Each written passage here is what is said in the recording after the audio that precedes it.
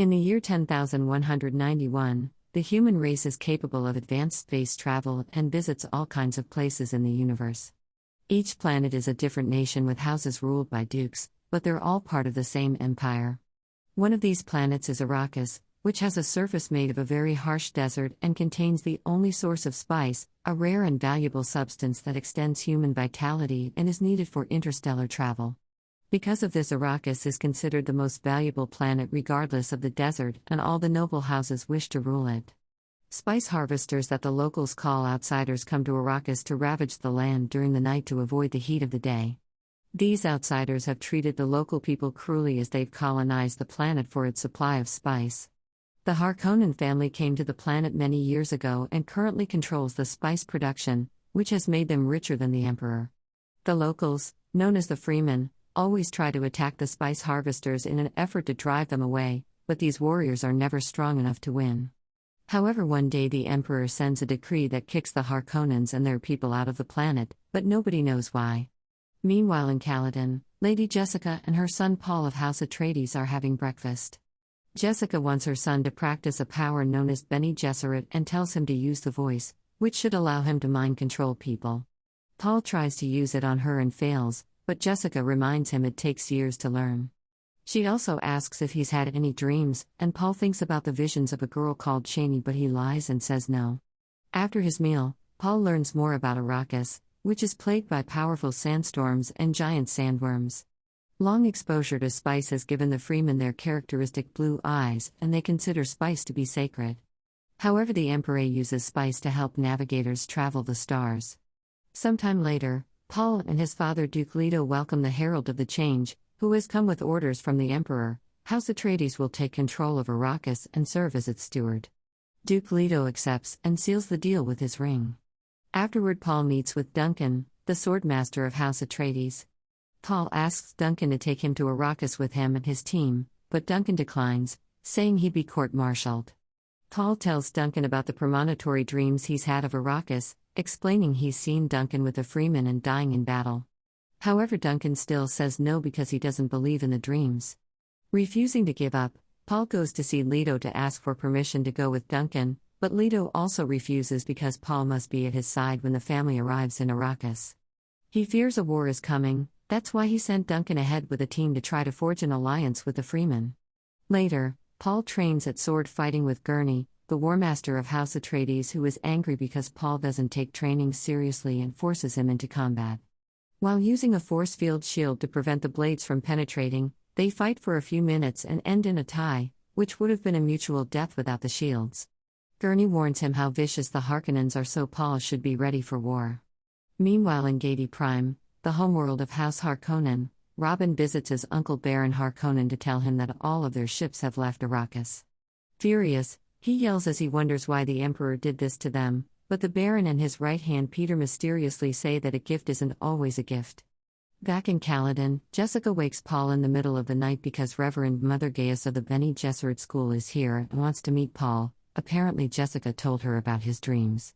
First, Dr. Yue checks Paul's vitals and he uses the chance to whisper to Paul that while the Bene Gesserit claim to serve the greater good, they also serve their own agenda. Then Yue that Paul's heart is strong, and Jessica uses sign language to ask him to keep the secret. On their way to see the Reverend Mother, Jessica uses sign language again to tell Paul to remember his training. When they enter the room, Reverend Mother Gaius orders Jessica to wait outside, and Jessica tells Paul to do everything the Gaius says before leaving. Paul is angry that Gaius gave an order to his mother, but she uses the voice to draw him closer and force him to his knees.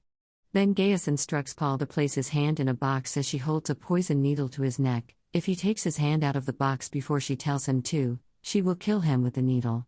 Paul begins feeling unbearable pain, but as Jessica recites the litany against fear, he starts seeing his visions of the desert and keeps his head up.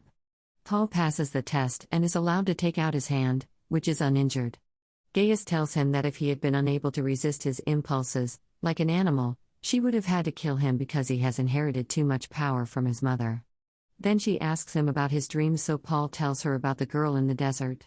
Afterward Gaius leaves, but on her way out, Gaius reminds Jessica that to train a man for the Bene Gesserit was against the rules, that's why Paul had to be tested. It turns out Jessica had been instructed to bear only daughters, but her pride made her believe that she could give birth to the chosen Messiah. After Gaius leaves, Jessica turns to discover that Paul overheard their conversation. He accuses the Bene Gesserit of steering the Imperium's politics from the shadows, but his mother tells him there's more to it than that. The Bene Gesserit has worked for generations to bring forth the One, a mind powerful enough to bridge space and time, the past and the future. They believe Paul might be that person, but Paul is sad that he's just part of a plan. Soon the family packs everything up and arrives in Arrakis. They are greeted by cheers from the freemen and Paul wonders what they're saying, so Jessica explains they're calling him Messiah in their language. After a long flight over the desert, they make it to the city of Arrakis, which is protected by a wall from the weather and the sandworms. In his room, Paul learns more about the planet.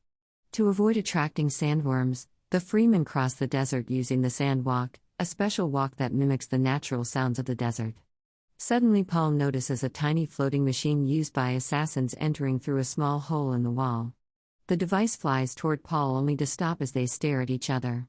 When a servant enters the room, Paul snaps out of it and grabs the device in his hand, crushing it. Afterward the guards are alerted and they find the assassin dead inside a wall. He'd been cemented into a crevice 6 weeks before and had been waiting for the right time to strike.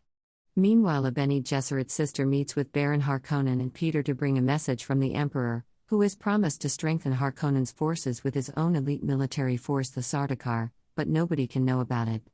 The sister also tells them that they may kill Leto, but that Jessica and Paul must be kept alive.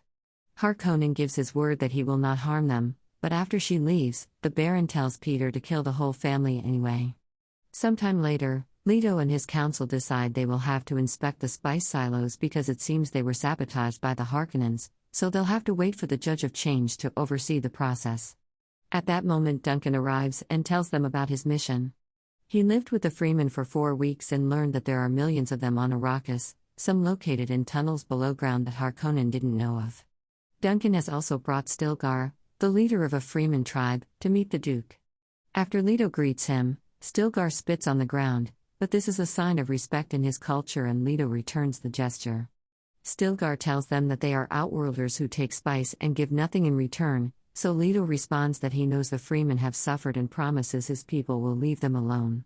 Stilgar accepts this as honorable and turns to leave, but Paul asks him to stay. Sadly, Stilgar can't stay, but he tells Paul in his language that he recognizes him.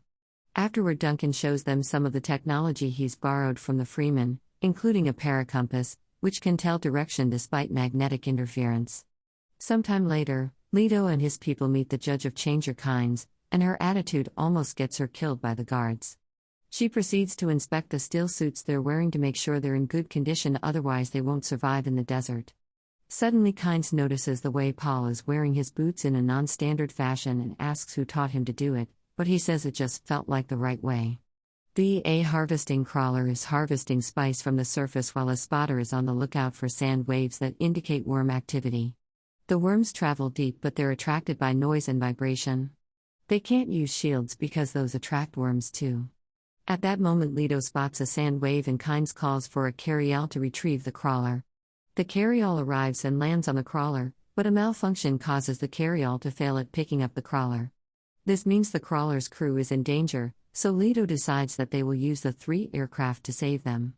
As soon as the aircraft land near the crawler, Leto orders his men to throw out the shield generators to make room, then he calls out over the radio for the men to leave the crawler and come aboard. The carryall flies away as the worm comes closer, and the crew is guided by Paul toward the aircraft. However, he suddenly freezes when he falls into a trance. Leto is about to take off when they realize Paul isn't on board, and the worm is almost there. Now Paul falls to his knees and hears weird words in his mind before he starts whispering to himself. Luckily he's pulled from his daze by Gurney, and together they begin running, only to be knocked down as the worm starts to break the surface, causing the sand to sink in. The duo quickly regains their feet and makes it to the aircraft, which flies away as they watch how the sandworm swallows the crawler whole. Back at the base, Leto tells Kynes that she must realize that the Harkonnens left them faulty equipment to ensure that they fail, but she says the carryall was merely old. Afterward, Paul is examined by Yue, who says that Paul seems to be sensitive to spice but he'll be fine. After Yue leaves, Paul tells Jessica that he didn't have an allergic reaction, he actually had a vision. He describes what he saw about the desert, the war, and even kissing Cheney, saying that it was confusing because he saw what he thought was his death but wasn't. He also says that he knows that Jessica is pregnant, which shocks her because she just learned about it. Meanwhile, on the planet Salusa Secundus, the Sardaukar army is getting ready to depart under Peter's observant eye. In the evening, Yue visits Paul and leaves him something to drink, which secretly has a sedative. Moments later, some guards hear a noise and a mysterious person suddenly shoots them all before entering a room and lowering the base's shields. Leto wakes up and realizes something is wrong, so he leaves his room to investigate. When he finds a body, he tries calling security but gets no response. After activating his shield, he turns the body around and finds a servant with a dagger in her chest. At that moment, a poison dart comes out of the darkness, penetrating Leto's shield and knocking him unconscious. The mysterious figure person comes out then and reveals it's Yue. Soon Gurney is also awakened and learns that the shields are down. He rushes outside to find a large enemy ship hovering in the sky, and he orders his forces to get their own ships off the ground. Explosions begin going off all over the place as the enemy forces bomb the base while anti-aircraft weapons return fire. Enemy transport ships land and disembark soldiers, so Gurney and his men rush to fight them hand to hand. At the main steps, a group of Atreides men is keeping the invaders at bay, but suddenly they're surrounded and annihilated by Sardaukar. Back to Leto, he wakes up but can't move. Yue explains that he's made a deal with the Baron to turn Leto over because the Harkonnens have his wife hostage. After getting Leto's ring for Paul, Yue implants a false tooth in Leto's mouth.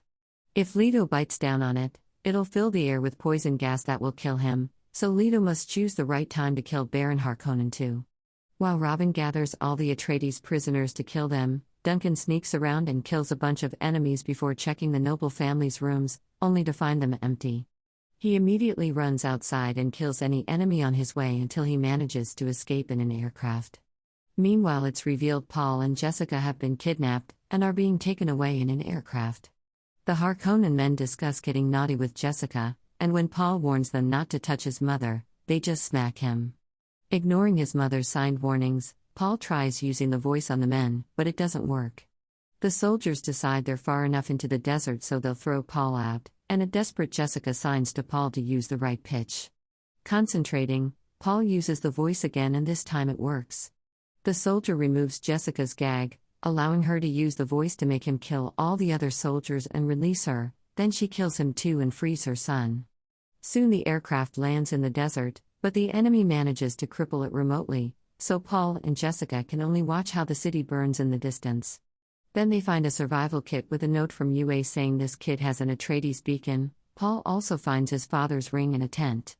Sometime later, Leto wakes up in the presence of Baron Harkonnen.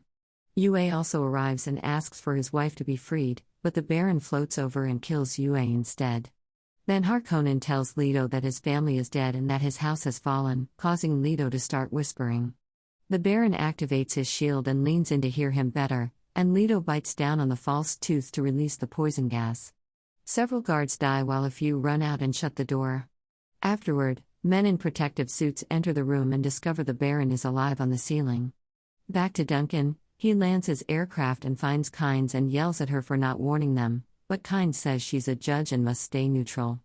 However, Duncan points out that House Atreides was sent to Arrakis to die, so there's no neutrality here.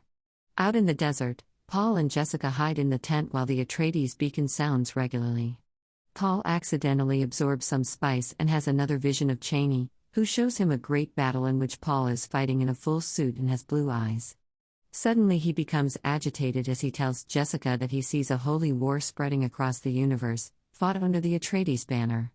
When Jessica tries to calm him down, he reacts angrily, telling her that the Bene Gesserit made him a freak.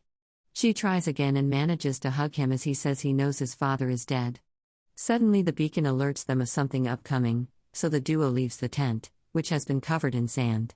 At first they think a mouse caused the alarm, but at that moment an aircraft lands with Duncan and Kynes, and Duncan kneels for Paul as he calls him Duke.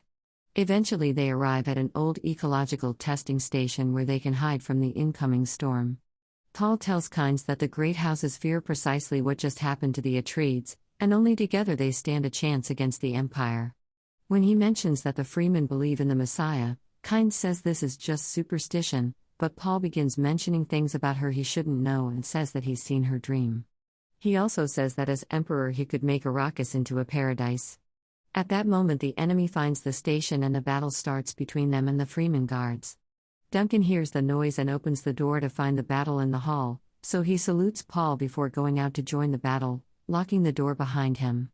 Duncan fights with amazing skill and brings down a few men, but sadly he's outnumbered and eventually falls. Meanwhile Kynes makes Paul and Jessica follow her through a back door. The enemy soldiers fire through the locked door, so the trio has to dodge the attack as they run. Suddenly Duncan reveals he's alive and attacks the soldiers, giving his friends a chance to escape before he dies for good. Once outside, Kynes tells Paul and Jessica to escape in the aircraft, giving Paul advice on how to fly through the storm and find the Freeman. Sadly there's no room for her to come too. As the duo flies away, Kynes plants a thumper that sends vibrations to attract a sandworm that she intends to ride. Unfortunately she's found and killed by Sardaukar soldiers, but before she dies, she bangs on the ground. The sandworm soon arrives and swallows them. Meanwhile the enemy chases after Paul and Jessica and shoots missiles at them, but Paul flies into the sandstorm and the missiles can't track them anymore. However, the storm starts damaging the aircraft, so Jessica recites the litany against fear and Paul has a vision telling him to let go. Paul releases the controls and lets the storm guide the aircraft, but when they make it out, the wings fall off and they make a crash landing. Thankfully they survive, and after putting on the still suits, they begin wandering to find the Freeman. When they stop to rest, Paul has another vision of Cheney, who tells him to face his fears. He also sees another Freeman in the vision who tells him that he has much to learn. Using Duncan's paracompass, Paul and Jessica keep on going, and Paul teaches Jessica the sandwalk to avoid attracting worms. Moments later, they accidentally step on drum sand which makes a noise and gets the attention of a worm. The duo runs away as the creature chases after them, but suddenly, someone activates a thumper that attracts the sandworm's attention away from them. They climb on some nearby rocks for safety and discover they're surrounded by Freemen, who set up the thumper. Stilgar is among them and tells his people not to touch Paul, however Jamis says the boy looks like a weakling and can't be the Messiah if he needs rescuing. Stilgar explains that Paul is young and could learn their ways, but Jessica is too old and can't come with them. The Freemen immediately attack, but Jessica is a great warrior and captures Stilgar, putting a knife to his throat. The Freemen back off and Jessica lets go of Stilgar, who accepts they both can come. Suddenly Paul hears a voice and discovers that Cheney is there, telling him she doesn't believe he's the Messiah. They should get moving, but Jamis objects to taking the strangers with them and challenges Jessica to a fight. Stilgar says Jamis can't challenge a priestess, so Jamis asks who will fight in her name and Paul volunteers. As they prepare for combat, Paul has another vision of him losing while a voice says that Paul must die for the Messiah to rise. Cheney comes over and tells Paul that she wants him to die with honor, so she lends him a blade made out of worm teeth. Then Paul and Jamis begin to fight. Paul quickly gains advantage and puts his blade at Jamis's throat, asking him to yield because he's never killed anyone before. Stilgar says there's no yielding and that one of them must die. Jamis fights ferociously, but again and again Paul overpowers him without killing him. When a vision suddenly takes over Paul's mind, Jamis knocks him down. However, Paul is finally accepting his destiny and gets up to deal a killing blow. Afterward, Stilgar says that Paul is one of them now, while Jessica insists that Paul needs to get off the planet. However, Paul disagrees, saying that his father came to Arrakis not for spice or riches, but for the strength of the Freemen. He says that his own road leads into the desert and that if the Freemen will have them, they will come. As the group heads into the desert, Paul and Jessica watch a Freeman ride a sandworm using hooks. Then Cheney tells Paul that this is only the beginning.